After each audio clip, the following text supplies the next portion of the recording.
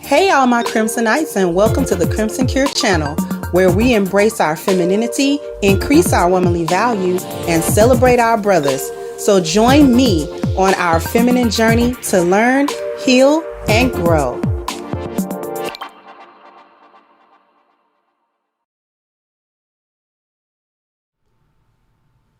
Hello. Hello, hello, hello.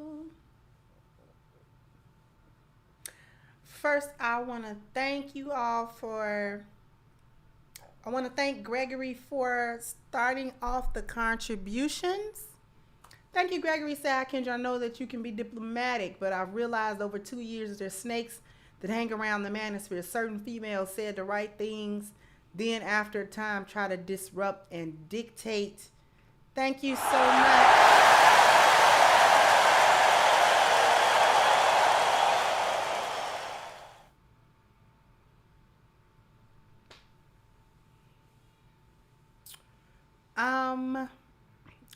So we're going to sort of do a little bit of a review of talking points. The brothers at the Daily Wrap-Up crew reviewed their own interview with reviewed their own interview with Dr. Umar, where they sort of were going over the different points.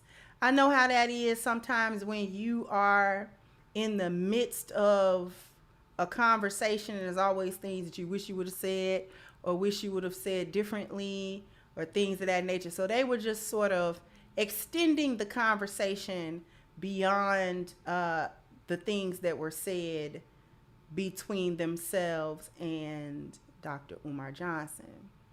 And so they went through the video themselves, and then later on, they invited people up on the panel to further discuss what they thought about the interview, about the points that were made, and different things of that nature.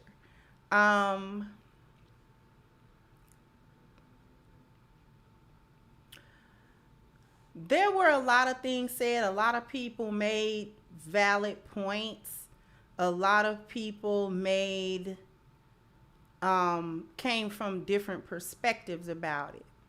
But I wanted to focus on the portion of the panel where Courtney Michelle joins them to speak.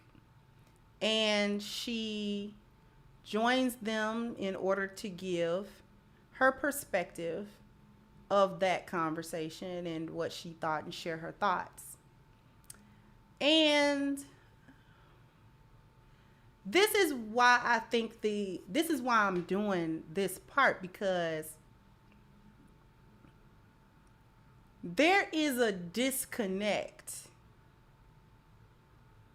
between Black women in general and Black men in general in these types of conversations where we are trying to so-called get down to the roots of why our interpersonal relationships are the way that they are, why we can't manage to see eye to eye, why we can't manage to seem to come to a common ground where we both agree on something, and then we move forward from there as a group and in one accord. And as you listen to what is said, unfortunately, Miss Courtney is not saying anything too much different than what we've heard in terms of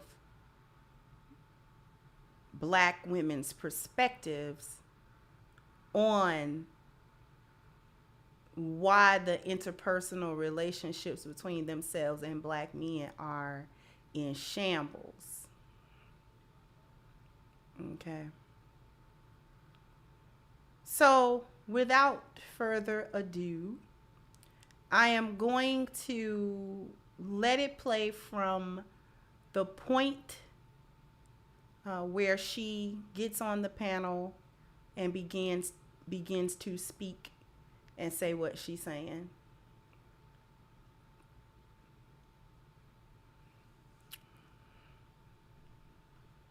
Let's go.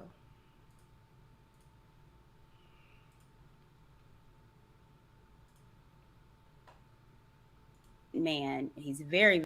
Now, mind you, there's going to be a little bit of profanity here and there, so just so you can know if there are sensitive ears anywhere. It's not a whole lot of super egregious, but there is some. So please just be aware of it. Very smart. And he can break down a whole lot of shit that it clicks. And he's always kind of clicked for me. When I watched you guys interview, man, I was like, this shit is good. And I was getting mad.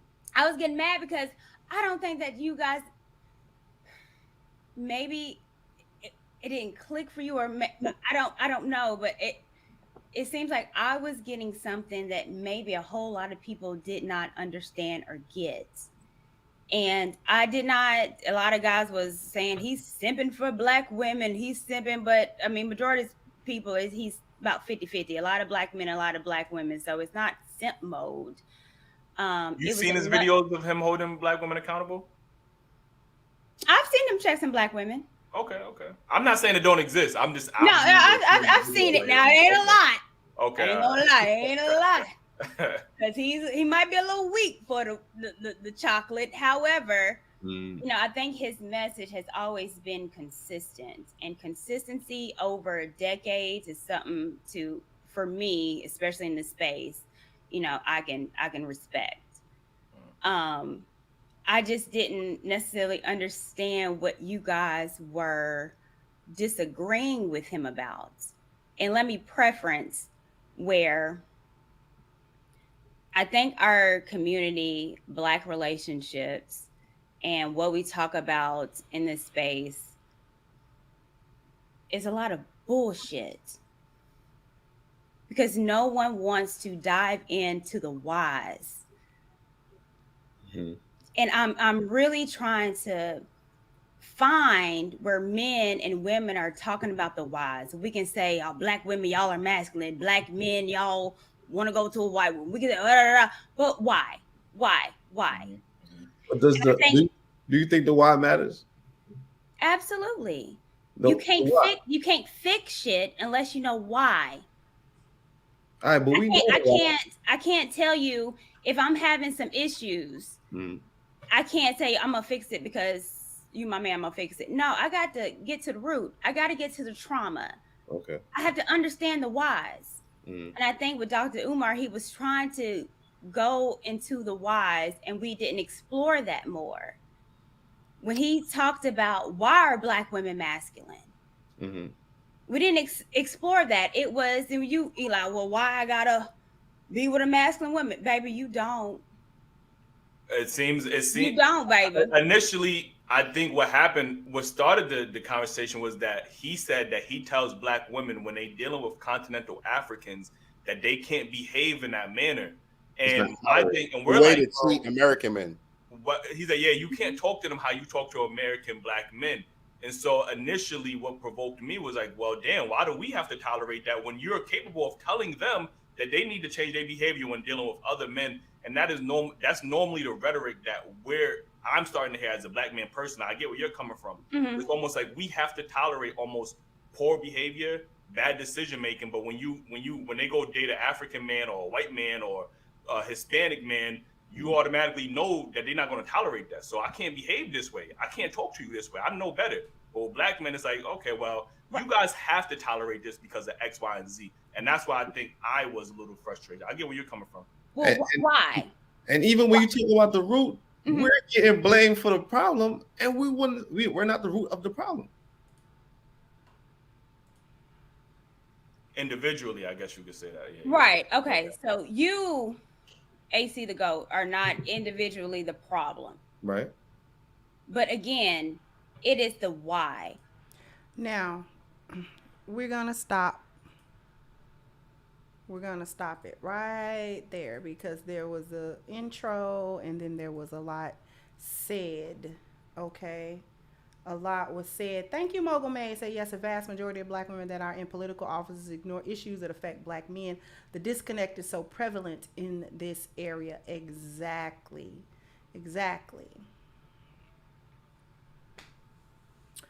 Now,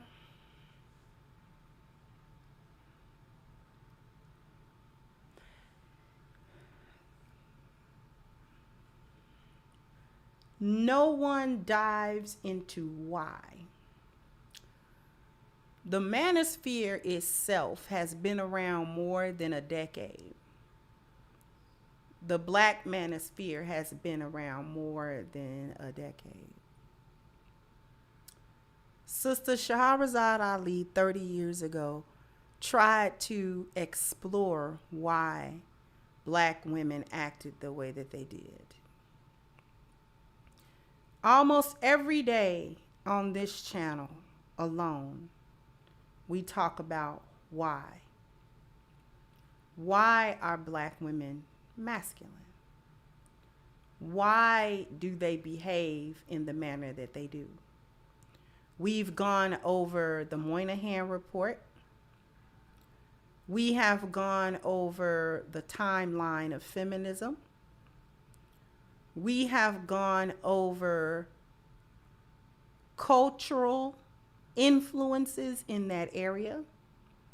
We have discussed the biocultural events of the drug epidemics, both of them,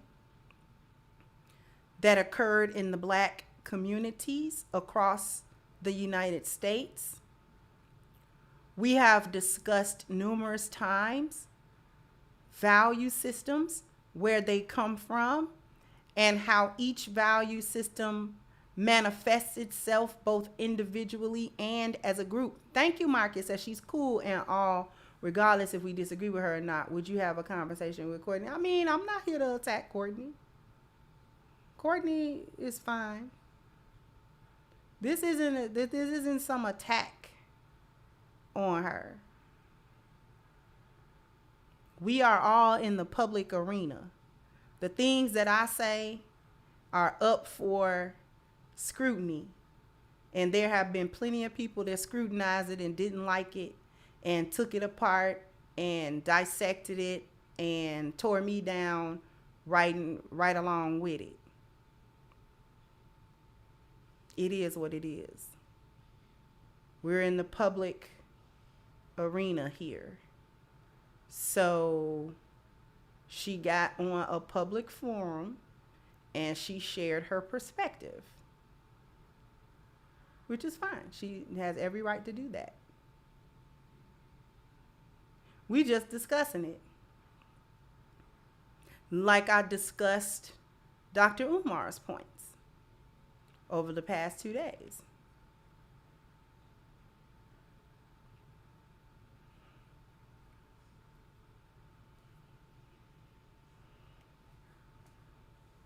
So I don't have nothing against Courtney Michelle. I don't have nothing against her.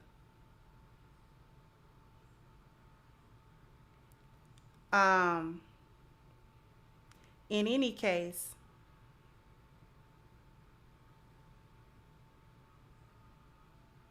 we talk about why. It's cap, really, to say that we don't delve into why. We do delve into why. We've delved into why for years. Why Black women act the way that they do. I'm going to tell you what's bothersome to a lot of the Black women who say we're not looking into why. They don't like the conclusion that we've all come to. They don't like the conclusion that we've come to about why. It is disliked, okay, that we, those of us who can see things for what they are, those of us who can see the lost value system for what it is, those of us who can understand where we've gone wrong, and we believe our little lying eyes, and we've looked at history. It's recent history. It's within the past 100 years. It's not a mystery. Okay?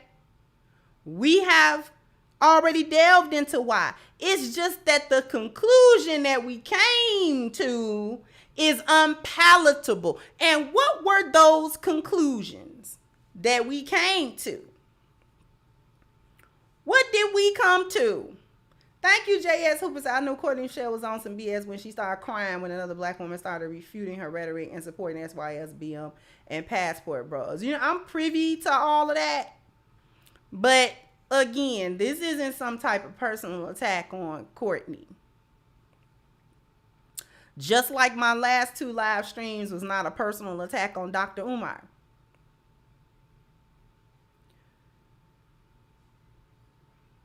What were the conclusions that we came to?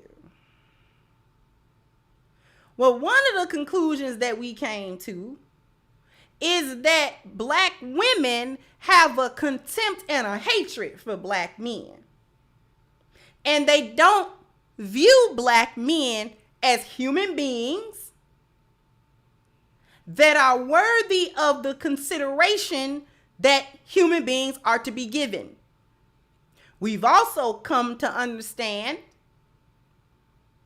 that Black women do not consider Black men a part of the Black community. When we talk about the Black community, it is assumed that we are only talking about Black women and children.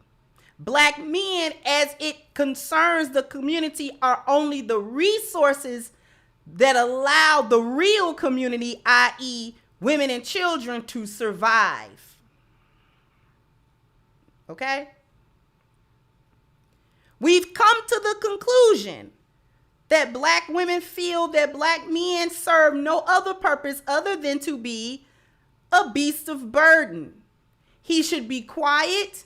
He is not allowed to have any authority. He is not allowed to have any actual power or masculinity or exert any form of foresight, system, order, and structure to Black women or her children. We have learned that Black women, the way that they act with Black men concerning the children is basically because they don't feel like the children that they are birthing out belong to the men that father them. They are the sole custodian of children and have a sole right to them, which is why they don't bat an eyelash dragging Black men through family courts and they don't bat an eyelash before they go to Planned Parenthoods. They don't bat an eyelash for any of these types of things. We've already discovered why. We discovered that Black women are masculine specifically with Black men because it is a power dynamic specifically with Black men that they are not willing to give up because it serves the purposes of white supremacy to which they owe their allegiance collectively. The reason why they are able and willing to turn that off when they deal with men that are not American Black men is because there is no point. It doesn't serve the purposes of Zaddy to do that with other men, so they turn it off. Thank you, Miss Jordan. So they turn it off.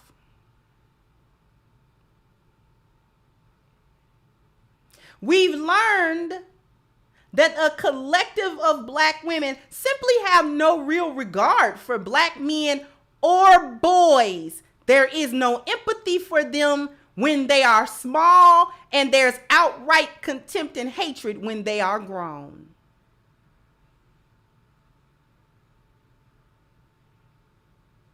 So we've delved into why. That we've done. That we have done in spades. It's just that the conclusions have not been very flattering. Because we can talk about, well, the system came in and destroyed the Black family by systematically removing men out of the home, Black men out of the home. Okay. But who keeps them out? We know who got them out in the first place, but who keeps them out 70 years later?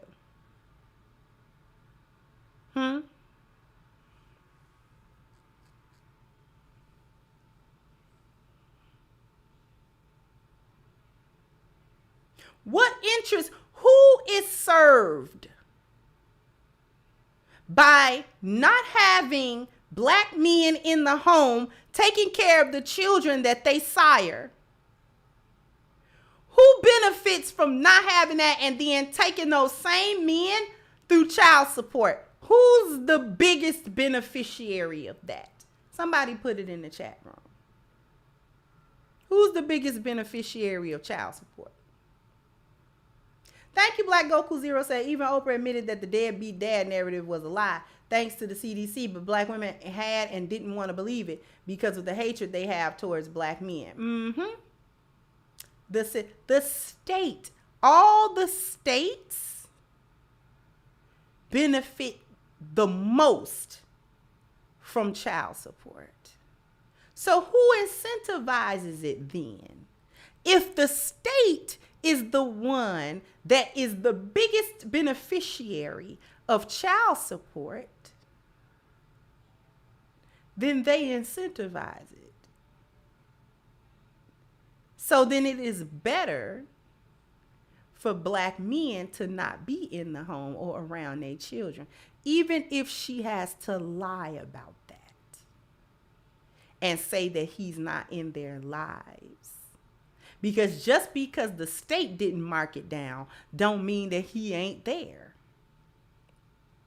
Just because he's not passing his money through Uncle Sam doesn't mean she isn't getting it. How many stories have we heard of black women and the men that they have copulated with actually saying, you know what? I'm gonna pay her. I don't mind paying for our children. I did father those children. I am the dad, even if her and I are not together.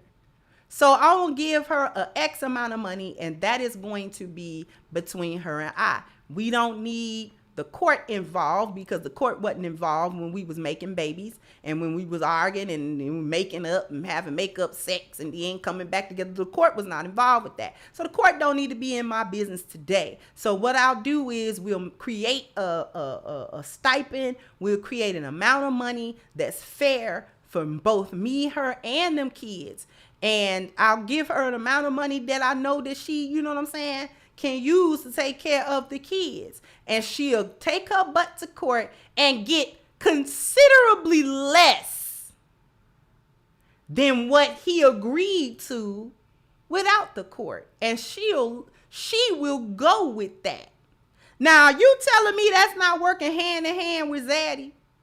How are you content with taking less money if in fact the money is for the children and for the benefit of the children to help you raise them help you financially with raising the children? How is it that you are okay with taking less money that the court assigned to you than having that talk with the father of your children and saying, okay, we can get together, we can come up with a plan, this can be the amount, it can be consistent, you know what I'm saying, or whatever. But no.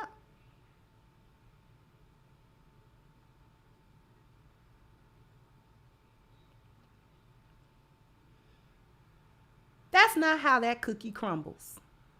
Most of the time. Most of the time. That's not how that cookie crumbles at all.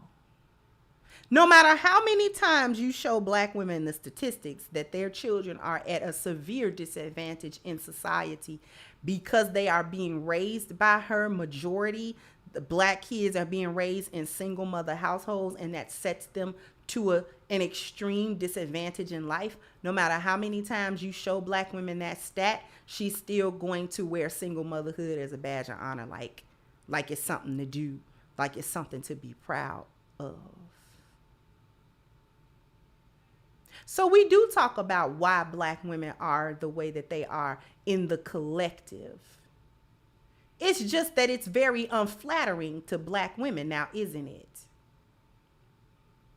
We've come to discover that black women in a collective sense, that collective mindset, that hyena gynocentric mindset is just completely destructive, and that those that now in 2023 are willfully engaged in the destruction and the continued degradation of the black community, knowingly and willingly.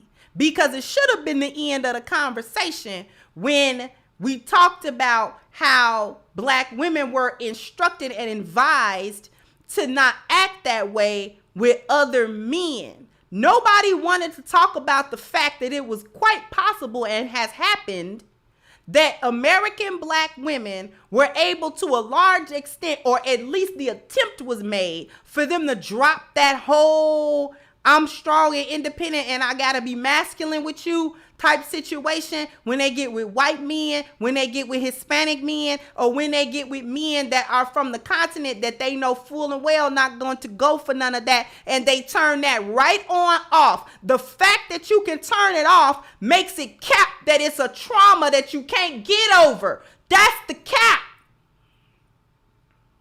You can get over it. You don't want to. Not for American black men, you don't. Because somehow, some kind of way, that's some kind of punishment that you want to put black men through. To be with you, but he got to put up with all your nonsense and all of your foolishness that you're going to do. You're going to talk crazy. You're going to act a fool. You're going to be combative. You're going to be argumentative. You're going to be destructive. You're going to resist all of his system, order, and structure. You're going to resist all of that. And then we want to talk about saving a community of black women that refuse on every level to be saved. I just showed y'all a video earlier today about the type of emotional and internal destruction that they willingly and knowingly and vehemently and enthusiastically commit on young black boys. We're not going to act like that's not happening. Oh, we're not going to act like that. Thank you, Lucky Lefty. Said, peace and blessings, Kendra. I'll have to play back the video later. Thank you so much, sweetheart. Thank you, Chano. So ever since the Kevin Samuel interviews, black men heard and studied the collective thoughts of black women. Exactly. So when we talk about, oh, black women need grace, how much grace y'all need? I'm going to tell you why the grace argument does not work. But I'm going to tell it to you after these messages. We'll be right back. Hello, my Crimsonites and all of my supporters. I invite you to go and get your copy of my new book, Reclaiming the Black Feminine, The Lies of Feminism and the Road to Recovery, on sale now at crimsoncure.com. This is guaranteed to change your perspective and positively impact your life. So go ahead now to crimsoncure.com and get your copy today. All right, and before we get back to the cook, I owe y'all a bam, bam, bam, bam. You gotta hit the like button, bam, bam. You gotta because we got 336 awesome people who have already hit the like button. Let's see if we can get the next 500 or 600 people to hit it so that we can continue.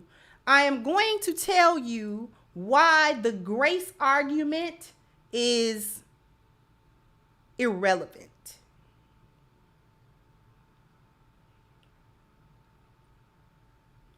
The grace argument for black women, give black women grace because we've been through so much. We've been through. Give black women grace on bad behavior and bad decision making and treating y'all like a piece of crap. Like, give black women a break on that, y'all. Thank you so much, Norrin.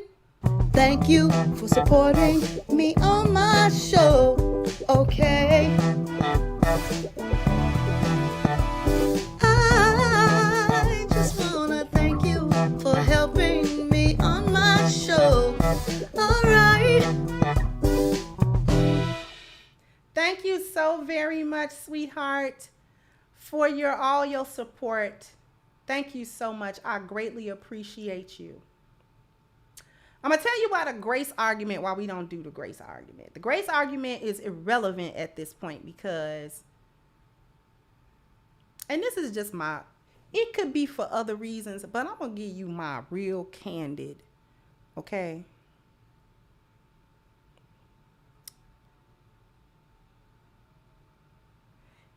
The reason why the grace excuse doesn't work is because Black women make absolutely zero effort to make any changes. That's the part that get me. That has always been the part that has really just appalled me. Out of all the years of talking about these things and hearing other people talk about them and listening to other people's takes and perspectives on these various different subjects, the thing that always gets me is that Black women make zero effort, and I do mean zero, to not even after all this time even be able to come to the table in an honest way and say, we make mistakes. And not we make mistakes because it's Black men's fault. No. We make mistakes and we do things wrong because we're doing things wrong.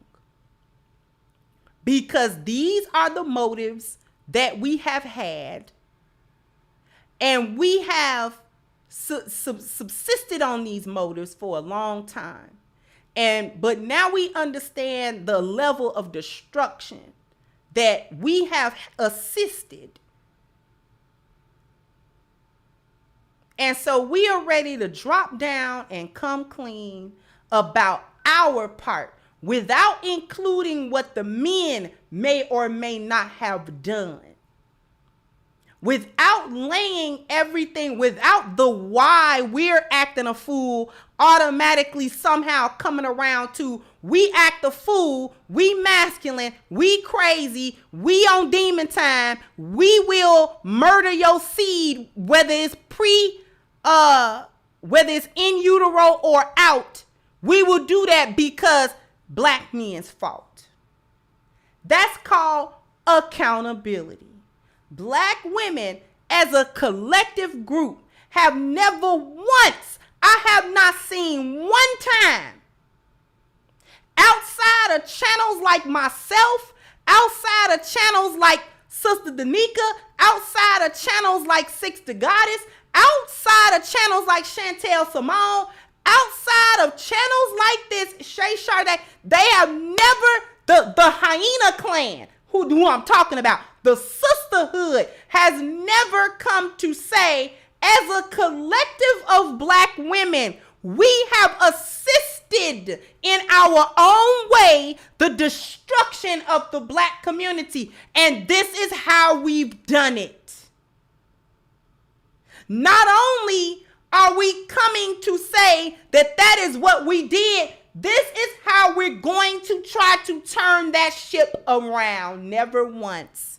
Because if you ask any of the Hyena Clan, they ain't never did nothing wrong. And if they've done anything wrong, ultimately it is Black men's fault why they are wrong. That's why you don't get grace.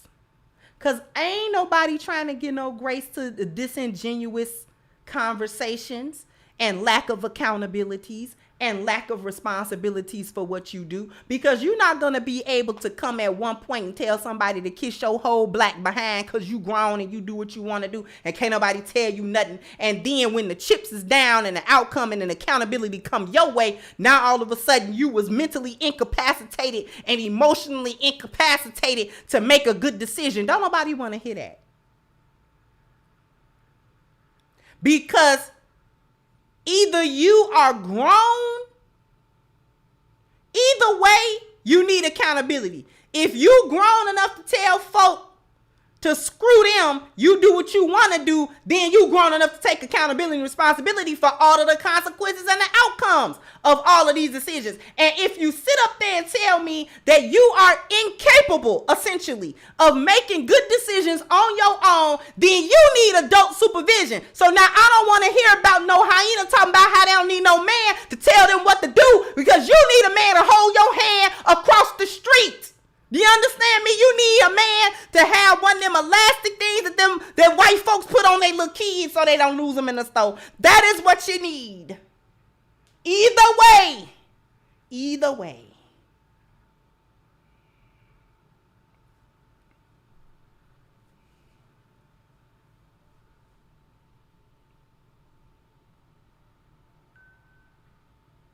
Thank you, Marcus. Said half our women don't deserve grace. This is true. JS, thank you. So I'd love to see you debate Umar. And you know what? It wouldn't even be so much a debate as I would just want to have a conversation, because debate is so combative, and I don't want to.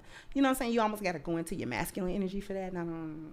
But a conversation I'm down for. Thank you, King Mad Max. It sounds like these black women need a black Sigma male. Set them straight.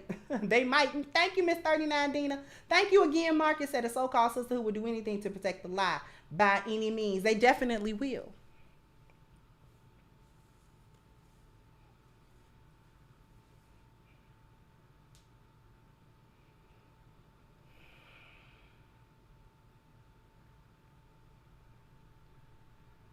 So you're either going to tell me as a collective of black women that you are adult enough to do what you want to do, when you want to do it, how you want to do it, and that's fine. Please be grown enough to do that. But also be adult enough to accept every consequence, good or bad, every outcome, good or bad, everything that comes with that, and all the accountability, whether that make you look good or make you look bad. Because that is what men are required to do, since you want to be in your masculine energy. Since you got your degree and you know every fucking thing, then you should know that when you want to be a grown man, like many of you do, you want to be a grown man, a grown little dude with a vagina, since that's what you want to be, then understand the dynamic of men. Grown men, don't matter if they small in stature or they large as a statue, okay, are required to take accountability and responsibility for what they do. And if they don't want to take it on their own, then society will hand them consequences and outcomes and accountability, whether they want it or not. Black men are the biggest victims of the penal system. So the state, the society, the world at large is going to hand him consequences and outcomes and accountability, whether he wants it or not.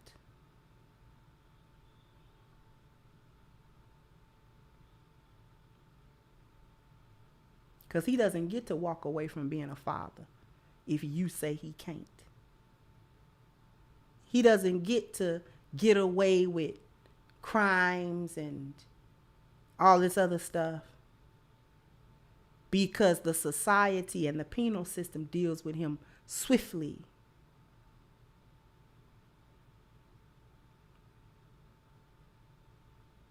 He gets harsher sentences. He gets longer sentences. He gets felonies when they should be misdemeanors.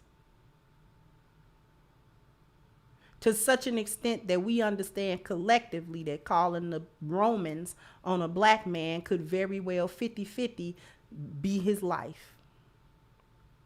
And you'll call him anyway. Because you're trying to get a black man deleted. Stop playing with me.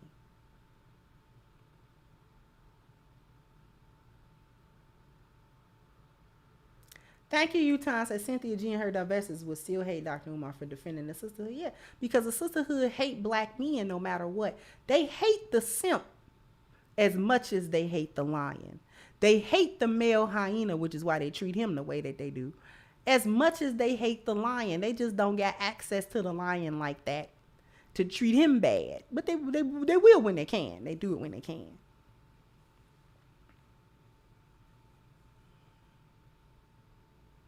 If a lion want to play in the boneyard, he can get it too. He the main one.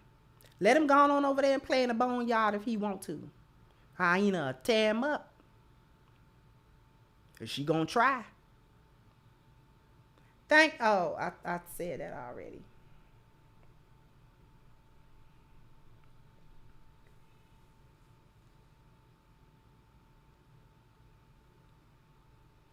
We're going to go back because there are some more pieces to this that I want to discuss as well.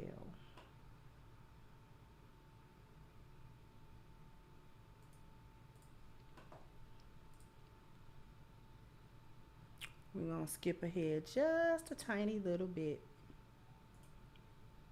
Women that we get on these platforms that's uninformed, that don't know how to be with a man, don't know how to treat a man. We already know that. But I think that you guys are leaders. You have a platform, you're talking to thousands, you've gone viral multiple times. You are leaders. So for us, y'all, I ain't on that, but y'all, it's the why. To hell with them women, because they don't know why. But if we have a platform and we can dive into the why, and I think with Dr. Umar, he was trying to dive into the whys. And so when you talk to these women, you can see the trauma. You can see why they act a fucking fool. You can see, oh, I understand that, but it's the whys. So could you Black women didn't just start off being just masculine for no reason. And I think with that interview, which you guys did with Dr. Umar, he was specifically saying Black women had to be masculine because our men wasn't there. You guys went to Vietnam. Our Black men died in Vietnam. And when they came back to us, got strung up on drugs and left the home. It wasn't that we just, let me just get on public assistance. We didn't have nobody there. Speaking as a woman that was raised an 80s baby and a father that was on drugs as well too as 80s. And so my mom had to take care of 3 kids because my daddy was on drugs. That was a lot of our lives. So masculinity and Black women just didn't just all of a sudden appear and we just said, hey, I don't want the Black man. I want to get on government assistance. That didn't happen. The why was because systematically they took you out the home. Systematically they brought drugs into our community. And you guys got on it. That's a truth. The women, right? So we had to take care of home, but we couldn't because we can't take care of home because we ain't got no man. So therefore the government tried to help us and their feminism came into, well, you able to do it by yourself. You've been doing it because he was gone and he was on drugs. So we gonna help you out. Okay. And we took the bait, but the bait wasn't because we didn't want you or we didn't need you. We did not have you. And we gonna pause it right there and we gonna come back.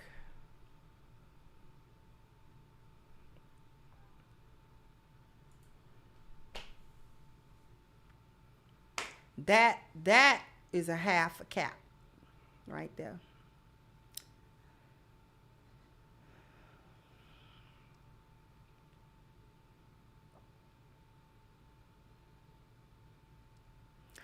Black women of that time definitely, purposely left the structure of a nuclear family for welfare. And I've discussed this before. Why would they do that? Because you are able to quote unquote get your basic needs met: housing, food, maybe a little bit of money to get clothes and things of that nature for your children, without having to listen to or subject yourself underneath the authority of a Black man. That is where I don't need a man come from, because Zaddy has already come in here and given me what I think is a free ride, not understanding the poverty trap that it actually was, the glazing over of the several Bio-Cultiron events that occurred during the 60s and the 70s. Several. Because when the drug epidemic hit several things happened, and we're going to talk about the one that hit in the 80s. Because Gen X kids was kids in the 80s. Okay?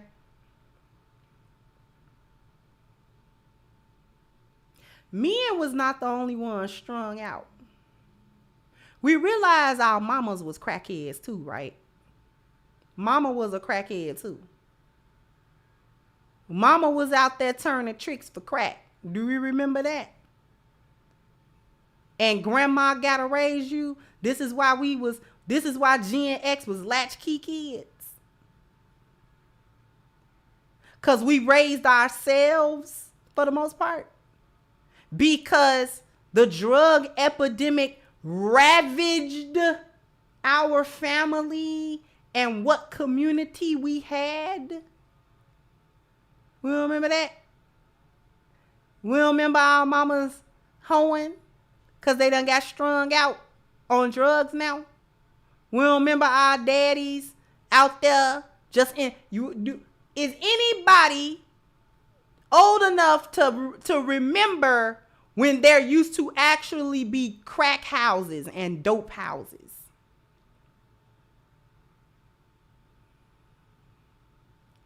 There actually used to be places where the drug addicts would congregate to smoke crack and freebase cocaine.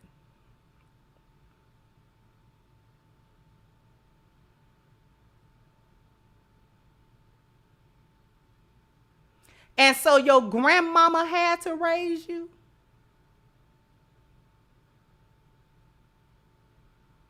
Did we forget that?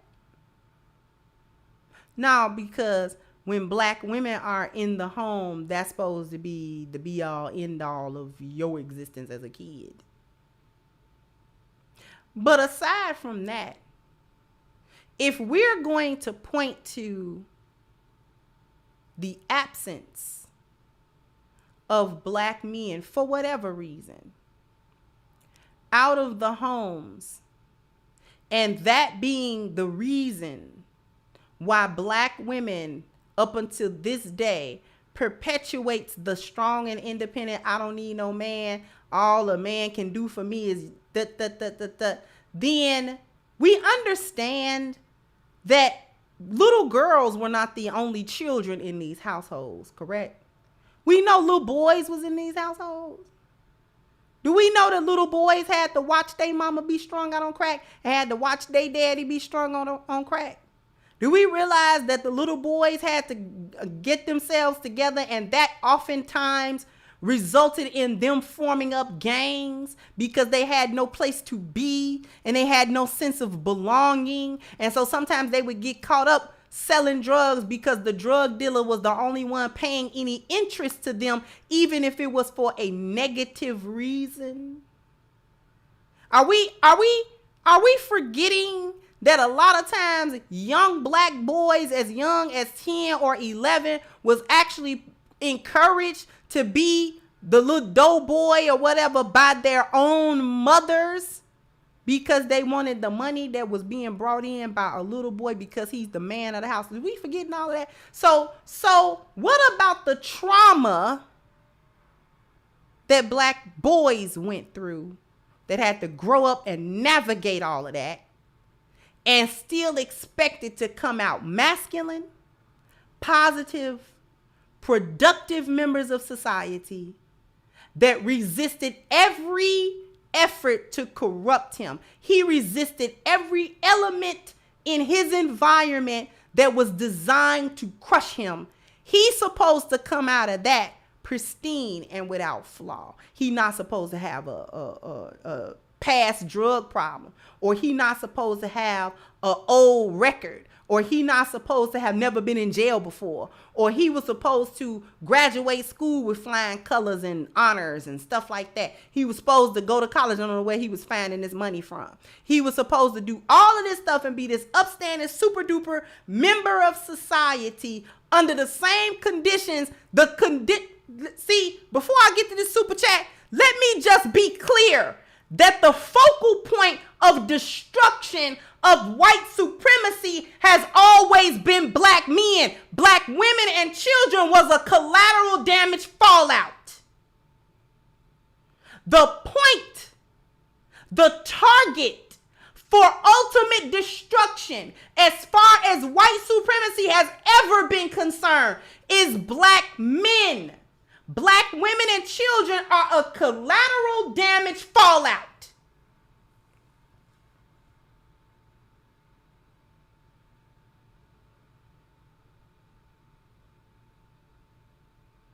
And he not, see, don't nobody want to hear it when black men aren't at this high level of masculinity and productivity. Nobody want to hear about the trauma of Gen X. Don't nobody want to hear about the drug addicts of the baby boomer generation. Don't nobody want to hear about the 94 crime bill. We got brothers still in jail off of the 3 strikes. When your 3rd strike is result in life for non-violent crimes.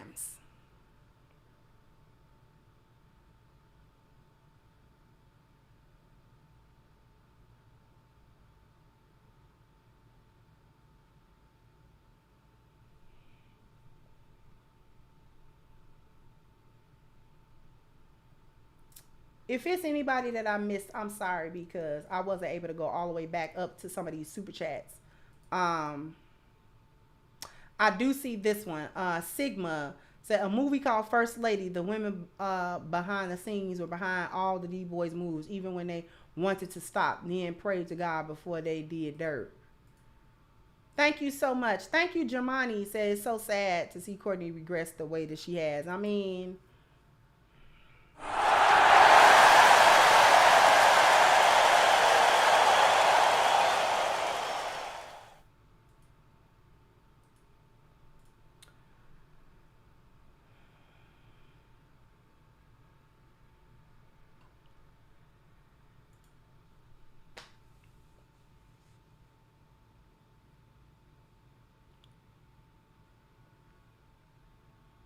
Nobody want to hear about none of that trauma, the trauma of growing up without his father, or the trauma of telling him that black men are nothing and he gonna grow up to be a black man. So how did he feel about that? Nobody want to hear black men's woes. Don't nobody want to hear about what he going through or what he think or how things impact him. It's just grow up and be a man and crying about the situation that you in, and just be a man and just be productive and just don't be sassy and don't be fruity and don't be zesty and don't be this and don't be soft and don't be that and don't be broke and don't be just whatever, just be perfect.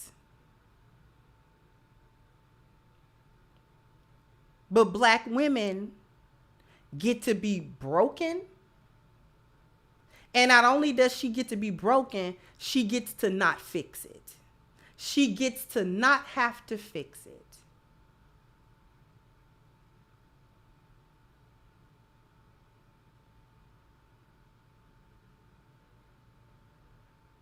She gets to remain in the brokenness.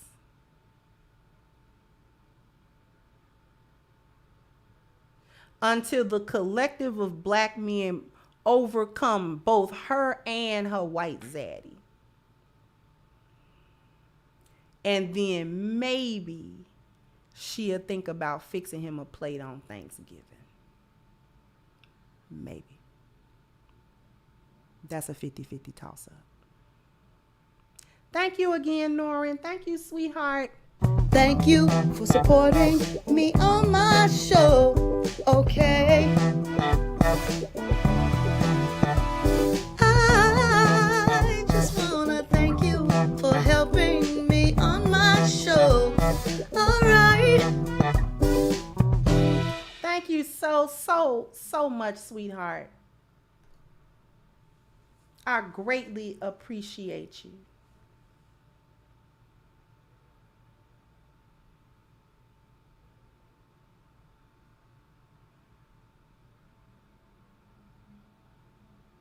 Thank you, Original Man said Rebecca Lynn Pope is a turncoat herself.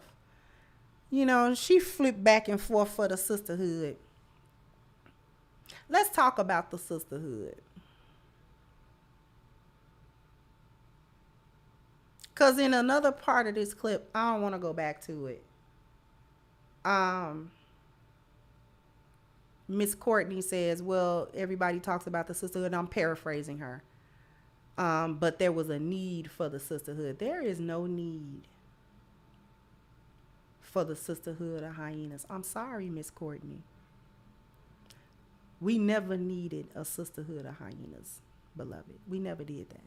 The black community, that was the worst thing to ever happen to the black community, was the sisterhood of gynocentric feminist hyenas. It was the worst thing that ever happened, because it is that group that will perpetuate to this day not respecting your husband and not respecting a black man no matter what he do.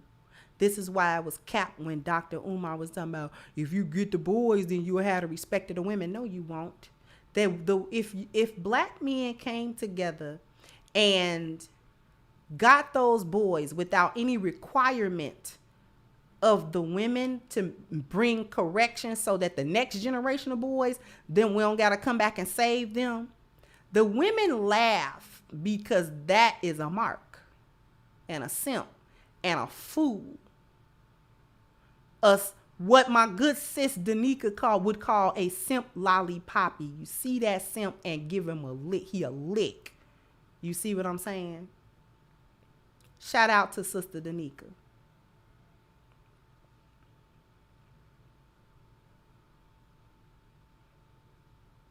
He a munch. Okay?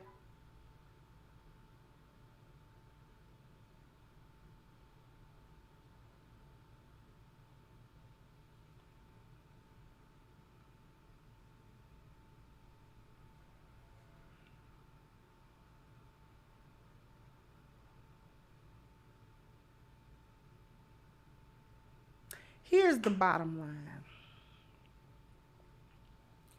Ain't nobody with half a brain in their head. Hey, artisan, ain't nobody with half a brain in their head. No man with half a brain in his head.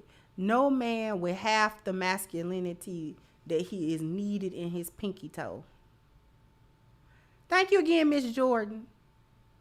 Is going to twist the collective arm of black women and go ahead and put her in a full Nelson so she can submit and do what's right. Ain't nobody gonna do that. Don't nobody got time for that.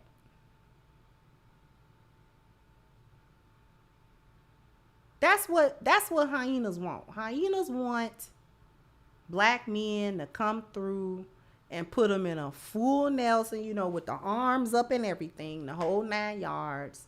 Make them go to sleep, you know, put their neck in a stupid position so they can hurt and all of that kind of stuff, so that they can finally go ahead and submit and do what they supposed to do. Ain't nobody doing that. You either with the program or you're not. Thought y'all was educated. We should be able to present facts and truth enough for you as a group of women to reflect and do a little self-introspection and come to some conclusions and see if you can correct things. Ain't nobody got time to be putting their knee in the middle of your back and putting your arms back like this and making you say uncle so that we can move forward as a community. I thought y'all was educated. Y'all about the dumbest smart group of people that I have ever seen. You don't understand logic. How long have people been talking about it, breaking it down from all different types of perspectives and different ways, using different analogies, charts. We done use visual aids, charts, audio aids. You know, I thought y'all, come on now. Come. Since you got your degree and you know every fucking thing. Ain't nobody got time to be coming through choke slamming you every day to try to figure out why you acting that way and why you. Nobody got time for all of that. Putting you, you know what I'm saying, doing a 619. You know, don't nobody want to come through with a big boot every hour. You feel what I'm saying? Nobody's jumping off the top rope. You know what I'm saying? With an elbow. You want somebody to stone cold stun you once a day. Try to get you to act right. Ain't nobody, you know what I'm saying? Do the people's elbow. Ain't nobody got time.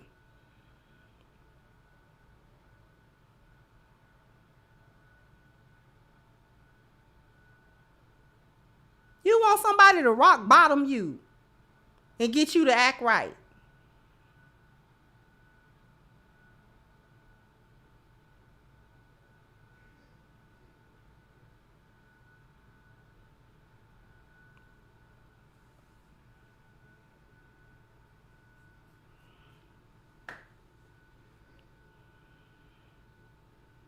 You want somebody to come through and put you in a figure 4 leg lock. Make you tap. No.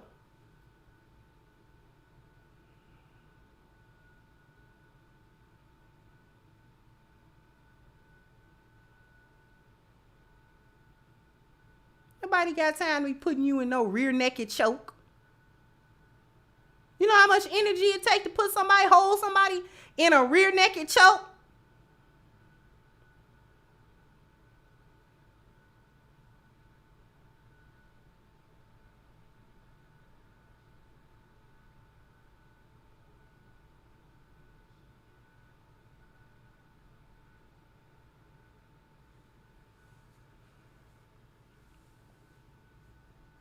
Thank you, D+.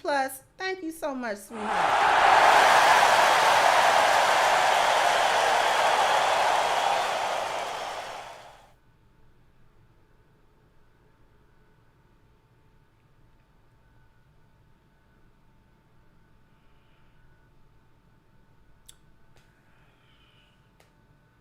Nobody's going to do that to y'all. Thank you, Yaki. Says, sis, you breaking down a Willie Lynch letter from an internal perspective. Yeah. Thank you, sweetheart. You know, ain't nobody got time for all of that type of stuff. Ain't nobody put you in a sharpshooter once a week. We got to put you in a sharpshooter. You don't act right till you hear the Undertaker bell toll. Thank you, Southside Malicious. And my ex said I should have strong-armed her into following my lead. And nobody got time for that. Exactly. And then when you do that, he controlling. You'll be a narcissist at that point. No. Thank you, Minority Reports. An unstoppable force does not want to come home to an immovable object. Exactly.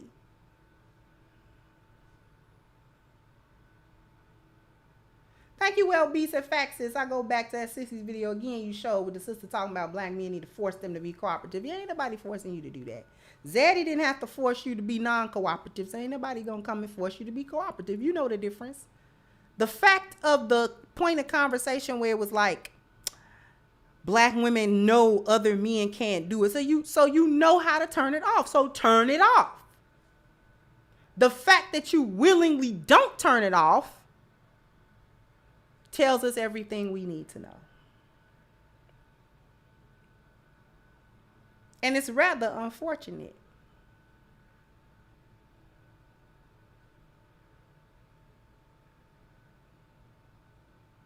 But what do I know?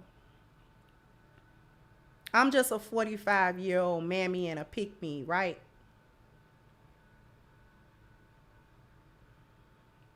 Right? I'm just in the manosphere talking jazz and not talking about what actually will help us and what the solutions are, right?